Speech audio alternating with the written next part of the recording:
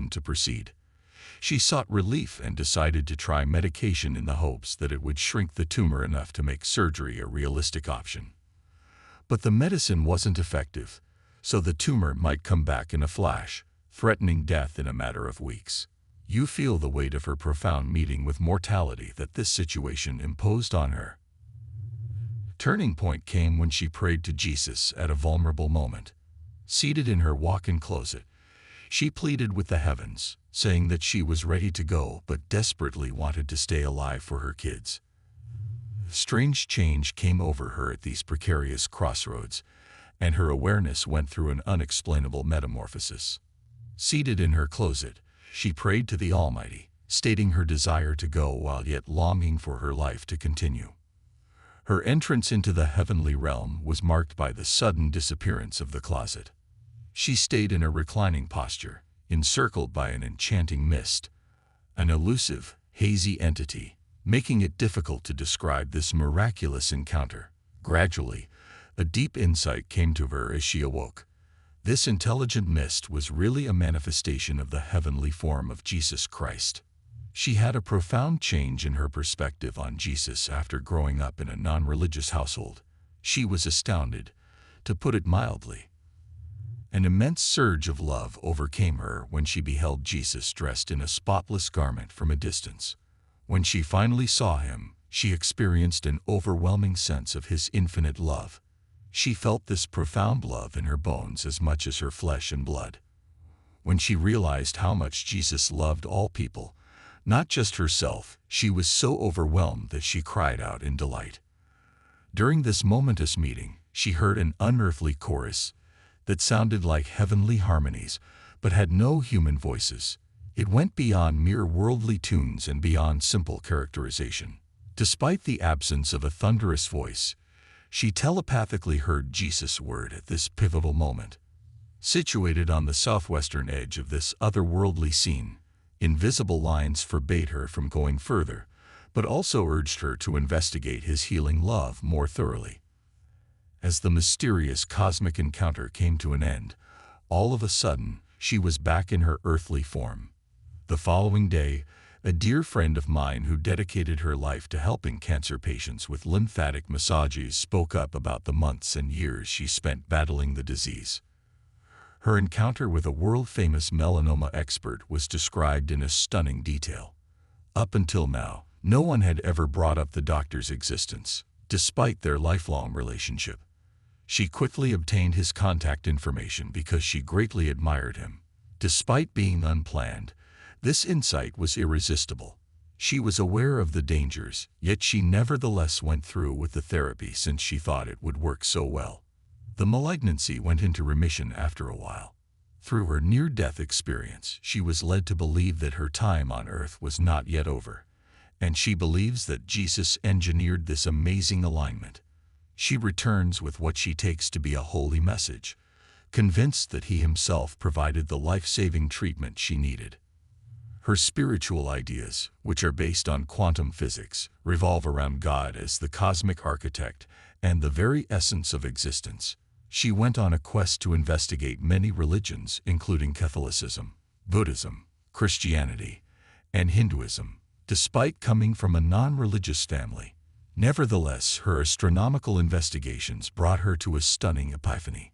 Jesus represents the earthly power of God and unconditional love for all people.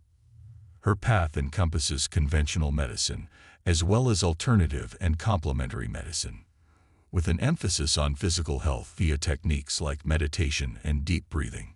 She meditates every day with an emphasis on listening and breath-focused relaxation after coming to the realization that our breath is a sacred gift from God that allows us to communicate with the heavenly realm.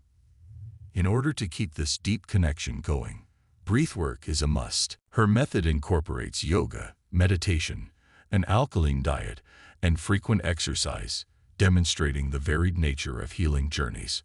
Cutting back on acidic foods like sugar, meat, dairy, coffee, and alcohol can help bring your body's pH level up to an alkaline level. Physical exercise is crucial, but it doesn't have to be a huge burden. She speaks from experience when she says that sweating it out has a good effect on one's disposition and physical appearance, particularly for people coping with despair or anxiety. She stresses the importance of desert harvests, aloe vera capsules for healthy skin, digestion, and urine. She promotes natural meals and vitamins, stresses the need of staying hydrated, and acknowledges the significance of getting enough sleep. In keeping with her general health goals, her commitment also includes not drinking. She places tremendous importance on beginning and completing each day by committing it to God. As part of this practice, you will commit the next day to following God's will, pray for insight from on high, and guard your thoughts. Positive mindset and less negative self-dialogue can be fostered with the help of such a practice. These efforts are amplified when positive affirmations are incorporated. Her comprehensive method of self-care incorporates multiple elements, such as breathing exercises, physical activity, and acts of kindness. She is vital in assisting those suffering from trauma and loss, as she uses her inner compass to lead them through difficult times. By including spiritual advice into her practice, she goes above and beyond conventional counseling and provides evidence of the existence of loved ones who have passed on in the hereafter. Furthermore, her goal is to help people heal from emotional scars and find meaning in their lives. Driven by her unwavering faith and profound communion with the divine, her life's work revolves around offering solace and direction. She doesn't believe in using traditional ways, but instead calls on supernatural beings like Jesus to help people overcome long-lasting trauma. The pervasiveness of hardship and suffering in the face of upsetting worldly circumstances causes one to question God's role. She may view the choice to live on earth as a deliberate decline from a higher plane of grace, given her singular viewpoint. Thinking back on a clear memory from her childhood, when she saw kids fighting over a prized item, made her question life's most basic meaning.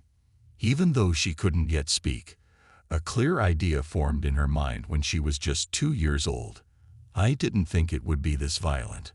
Based on this prehistoric recollection, it's possible that people may have made agreements before we even arrived to Earth that emphasized values like love, forgiveness, self-improvement, and global harmony.